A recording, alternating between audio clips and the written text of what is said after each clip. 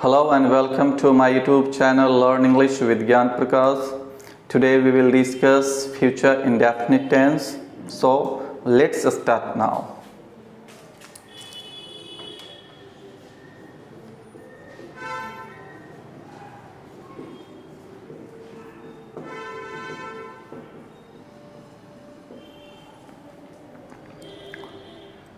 सबसे पहले हम लोग इसका आईडी देखते हैं यानी पहचान देखते हैं। कहा जाता है कि क्रिया के अंत में, क्रिया यानी वर्ब, क्रिया के अंत में गा, गे, गी लगा रहे तथा फ्यूचर एक्टिविटी का बोध कराए। वैसे तो आप में से बहुत लोगों ने ये सुना होगा कि गागेगी लगा रहे तो वो फ्यूचर इंडेफिनिट टेंस होता है, लेकिन आपको ये भी गौर करना होगा कि सिर्फ गागेगी अंत में आने से ही वो फ्यूचर इंडेफिनिट का सेंटेंस नहीं हो जाता है, बल्कि फ्यूचर एक्टिविटी का भी बोध होना चाहिए। मतलब कि काम भविष्य में होगा इसका बोध होना चाहिए, तभी वो सेंटेंस फ्यूचर इंडेफिनिट टेंस का कहलाएगा, नहीं तो नहीं कहलाएगा। मैं इसे एक एग्जाम्पल के द्वारा आपको समझा देता हूँ। अब जैसे सेंटेंस है कि वह पैसा मांगा।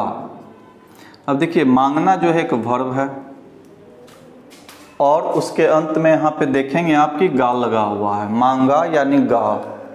यहाँ पे है क्या, क्रिया के अंत में गा रहे तो ये फ्यूचर इंडेफिनिट, लेकिन अगर ये नहीं रहेगा फ्यूचर एक्टिविटी तो ये गलत हो जाएगा। कैसे? सो देखिए, वह पैसा मांगा जब आप कहते हैं यानी मांगने का काम खत्म हो गया है। इससे ये पता नहीं चलता है कि काम फ्यूचर में होगा यानी कि भविष्य में होगा। इससे ये पता चलता है कि वह पैसा मांगा मतलब मांगने का काम खत्म। तो जब मांगने का काम खत्म हो गया तो ये फिर फ्यूचर इंडेफिनिट कैसे हो सकता है? क्योंकि जो काम खत्म हो जाता है वो तो फिर पास्ट में चला जाता है। लेकिन जब आप इसी को लिखते हैं वह पैसा मांगेगा, अब देखिए अंत में गा आ गया। जब आप कहते हैं कि वह पैसा मांगेगा तो इससे अर्थ ये पता चलता है कि मांगने का काम भविष्य में होगा यानी बाद में होगा। तो इस सेंटेंस में आप क्या देख रहे हैं कि अंत में गागेगी तो आ रहा है, लेकिन साथ में फ्यूचर एक्टिविटी का भी बोध हो रहा है। साथ में फ्यूचर एक्टिविटी का भी बोध हो रहा है। तब इसलिए ये सेंटेंस जो है आपका कि वह पैसा मांगेगा, ये फ्यूचर इंडेफिनिट का वाक्य है। लेकिन वह पैसा मांगा ये काम खत्म हो गया इसलिए पास्ट में जाएगा। और पास्ट में आपको पता है कि क्रिया के अंत में जब गा, गे, गी नहीं बल्कि आ, ए, ई आ जाए तो पास्ट इंडेफिनिट टेंस कहलाता है।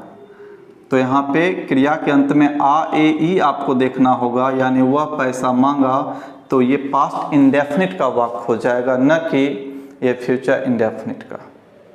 उम्मीद है कि आप दोनों में डिफरेंस समझ गए होंगे। इसलिए जब भी कोई आपसे पूछे कि फ्यूचर इंडेफिनिट टेंस का पहचान क्या है तो आप उसे बताएंगे कि क्रिया के अंत में गागेगी लगा रहे तथा फ्यूचर एक्टिविटी का बोध हो, यानी फ्यूचर एक्टिविटी का भी बोध कराए। ऐसा नहीं सिर्फ गागेगी रहने से वो हो जाएगा।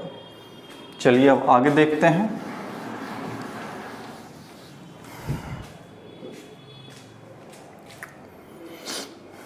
Structure subject plus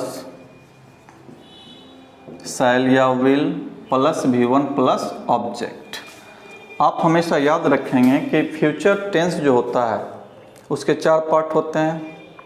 future indefinite tense, इसी को सिंपल फ्यूचर टेंस भी कहते हैं, future continuous tense, future perfect tense, future perfect continuous tense. तो आप याद रखें कि फ्यूचर के जो चारों पार्ट हैं उस सभी के helping verb shell will he होते हैं। मुझे उम्मीद है कि आपको ये याद रहेगा। तो हेल्पिंग वर्ब जो होंगे शैल और विल होंगे। एक चीज़ आप और ध्यान रखिएगा कि शैल में जब नोट लगाते हैं तो ये शांत बनता है, शांत, और विल में जब नोट लगाते हैं तो इसे वांट कहते हैं। आ जाइए अब एग्जाम्पल पे। जैसे वह घर जाएगा, वह का ही, फिर शैल या विल, तो आपको ये जानना पड़ेगा कि यदि सब्जेक्ट की जगह पे आई भी रहे तो शैल का प्रयोग होता है, और बाकी में यानी रेस्ट यानी जिसको बाकी कहते हैं उसके लिए हम लोग विल का प्रयोग करते हैं। तो वह घर जाएगा तो ही आ गया तो रेस्ट में आ गया, इसलिए विल लगेगा। ही विल, जाना का V1 गो होता है, चूँकि देखिए यहाँ V1 आ रहा है इसलिए गो, फिर घर है तो home, he will go home. अब इसी तरह से रहेगा, मैं किताब पढ़ूंगा, तो मैं का हो जाएगा आई, फिर आई चूँकि आ गया है इसलिए हेल्पिंग वर्ब शैल लग जाएगा,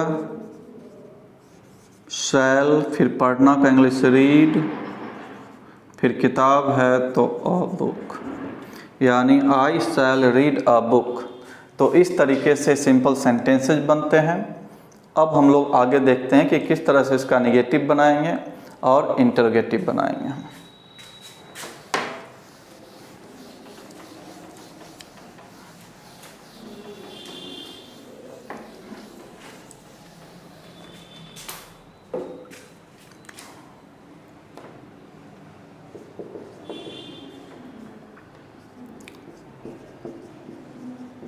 वह घर जाएगा, तो वह आ गया तो ही के साथ विल लगाते हैं, फिर जाना का V1 गो, घर है तो होम।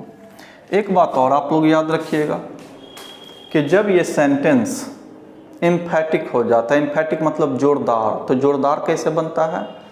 तो जरूर लगाने से, अवश्य लगाने से ये जोरदार हो जाता है। जैसे वह घर जरूर जाएगा, वह घर अवश्य जाएगा, तो वो सेंटेंस एम्फैटिक सेंटेंस कहलाता है, यानी जोरदार वाक्य कहलाता है। तो उसके लिए क्या करते हैं कि हेल्पिंग वर्ब्स एक्सचेंज हो जाते हैं।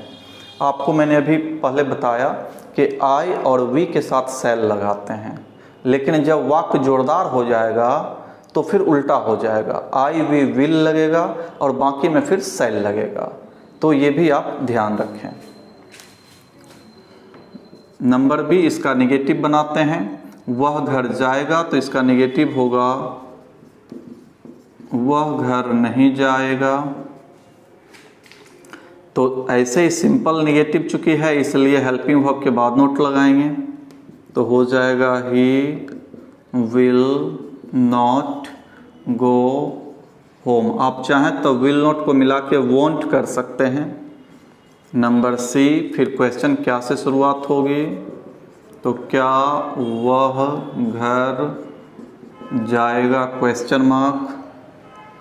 तो चलिए, चूंकि क्या से शुरू हो गया क्वेश्चन, इसलिए आप याद रखें कि हेल्पिंग वर्ब सब्जेक्ट के ठीक पहले आ जाएगा, इसलिए विल ही गो होम हो जाएगा। फिर अब इसका नेगेटिव बनाएंगे, तो नेगेटिव बनाने के लिए या तो हेल्पिंग वर्ब के साथ लगाएंगे तो वोंट हो जाएगा, या सब्जेक्ट के ठीक बाद नोट लगाएंगे तो इसका नेगेटिव होगा क्या वह घर नहीं जाएगा।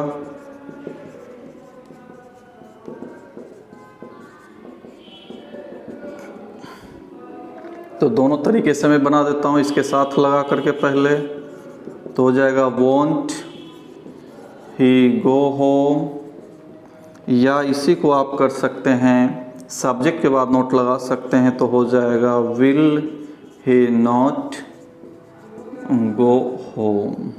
अब आ जाइए नंबर ई में। अब क्यों, कब, कैसे, कहाँ लगाते हैं, तो हो जाएगा वह घर कैसे जाएगा।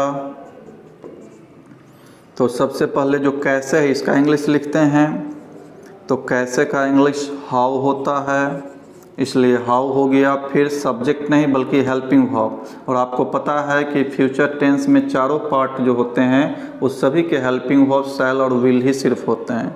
तो चूंकि वह है इसलिए विल लग जाएगा, तो हाउ विल सब्जेक्ट वह है तो ही हो जाएगा, जाना का गो हो जाएगा, घर है तो हो। फिर आ जाइए नंबर एफ में, इसका निगेटिव करेंगे। वह घर कैसे नहीं जाएगा। अब इसके लिए आपको नोट लगाना होगा, तब विल नोट को लगाएंगे तो या तो वोंट हो जाएगा, या अलग लगाना चाहते हैं तो सब्जेक्ट के बाद आपको लगाना होगा। तो चलिए दोनों तरीके से देख लेते हैं। पहले हाउ विल नोट मिला करके वोंट होता है, जैसा कि मैं पहले बता चुका हूँ। फिर ही, फिर गो, घर है तो होम हो जाएगा। इसी को आप फिर कर सकते हैं क्या कि नोट जो है उसको सब्जेक्ट के बाद कर सकते हैं। तो ये हो जाएगा how will he not go home. तो इस तरह से आपने देखा कि किस तरह से फ्यूचर इंडेफिनिट टेंस, या इसी को बोलते हैं सिंपल फ्यूचर टेंस, उसके सकारात्मक वाक्य को बनाते हैं, नकारात्मक वाक्य को बनाते हैं, या प्रश्नात्मक वाक्य को बनाते हैं। जैसा कि मैं पहले बता रखा हूँ कि आप चाहें तो इसे एम्फैटिक बना सकते हैं। जैसे वह घर जरूर जाएगा तो ही शैल गो होम हो जाएगा। वह घर जरूर नहीं जाएगा तो ही शैल नॉट गो होम हो जाएगा। तो इस तरीके से हम एक्सचेंज कर देते हैं हेल्पिंग वर्ब्स को जब फ्यूचर इंडेफिनिट टेंस में वाक्य को एम्फैटिक बनाना होता है, यानी जोरदार बनाना होता है। Thank you.